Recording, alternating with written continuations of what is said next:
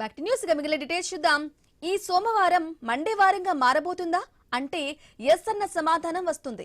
ఎందుకంటే రేపు బీఆర్ఎస్ చైతన్య యాత్రకు పోటీగా కాంగ్రెస్ కూడా సభ నిర్వహిస్తోంది. రైతు భరోసా నిధులు విడుదల చేసేందుకు భూపాలపల్లి జిల్లా కాటరం మండలం నస్తూర్పల్లిలో బహిరంగ సభ నిర్వహిస్తోంది. అయితే అంతకు ముందే మాజీ మంత్రి జీవన్ రెడ్డి బీఆర్ఎస్ లో చేరుతున్న సందర్భంగా భారీ బహిరంగ సభ నిర్వహిస్తోంది. దీంతో రెండు పార్టీల మధ్య మాటలు యుద్ధం నడుస్తోంది. సీఎం స్థాయిలో ఉన్న రేవంత్ చీప్ ట్రాక్స్ నడిపిస్తున్నారంటూ మండిపడుతున్నారు బీఆర్ఎస్ వర్కింగ్ ప్రెసిడెంట్ కేటీఆర్. మాజీ సీఎం కేసీఆర్ బయటకు వస్తున్నాడన్న విషయం తెలిసే ప్రభుత్వం వణికిపోతుందని కామెంట్ చేశారు.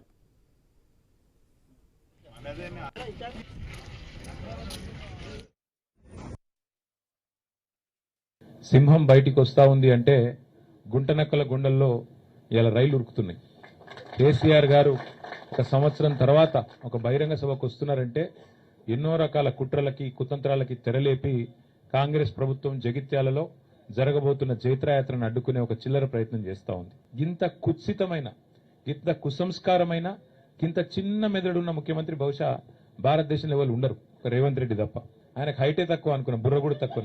జగిత్యాలలో జన ప్రభంజనాన్ని అడ్డుకుంటామని రేవంత్ రెడ్డి గారు, అదేవిధంగా ఇక్కడున్న హైబ్రిడ్ ఎమ్మెల్యే, హైబ్రిడ్ కూడా కాదు, ఏం బ్రీడో ఇది, ఏ బ్రీడో ఆ బ్రీడ్ ఎమ్మెల్యే ఇక్కడ ఉన్నాయన ఏ పార్టీ ఆయనకే తెలియదు.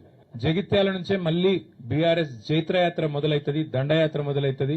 రేవంత్ రెడ్డికి భరతం పట్టడానికి తెలంగాణ ప్రజలు మరి రంగం సిద్ధం చేసినారని ఒక వాతావరణం వస్తుందని ఆయనకు భయం పట్టుకుంది. ఆయన అట్టర్ ఫ్లాప్ పాలన, 6 గ్యారంటీలని, 420 హామీలని, 13 డిక్లరేషన్లు, అన్ని వర్గాలను మోసం చేసిన విషయం బయటపడుతుందని చెప్పి ఆయనకు భయం పట్టుకున్నది. ఇవాళ రేవంత్ రెడ్డి గారు కేంద్ర మంత్రి శ్రీనివాస్ వర్మ ఇంటికి టిఫిన్కి పోయింది, బ్రేక్ఫాస్ట్. ఒకవైపు ఏం జరుగుతుంది, బీజేపీ ఏమో మహిళా బిల్లుకు కాంగ్రెస్ మద్దతు ఇయ్యలేదు, కాంగ్రెస్ నాయకుల ఇండ్లు ముట్టడించండి అని బీజేపీ పిలుపునిస్తుంది. రేవంత్ రెడ్డి ఏమో ఆ కేంద్ర మంత్రి ఇంటికి టిఫిన్కి పోతాడు పొద్దుగాల. ఏం నాటకాలు ఆడుతున్నారు మీరు? ఇదే కేంద్ర ప్రభుత్వం కాంగ్రెస్ ఎంపీలో ఇల్లు ముట్టడి అంటది, అదే కేంద్ర మంత్రి ఇంటికి రేవంత్ రెడ్డి భోజనానికి పోతాడు. అంటే నీ హైబ్రిడ్ సిద్ధాంతం ఇదేనా? ఇక నీ క్రాస్ బ్రీడ్ సిద్ధాంతం ఇదేనా?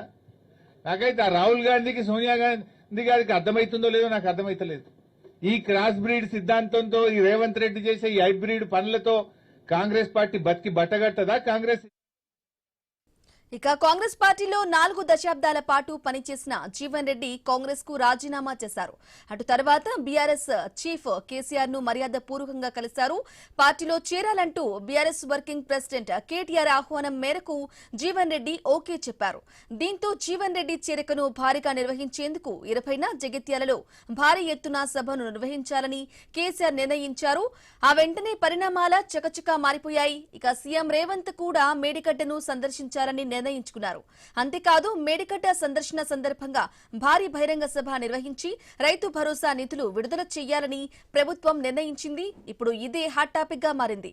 పోటాపోటీగా భారీ బహిరంగ సభలు నిర్వహించడంతో ఇప్పుడు ఉత్తర తెలంగాణలో పొలిటికల్ హీట్ అంటుకుంది.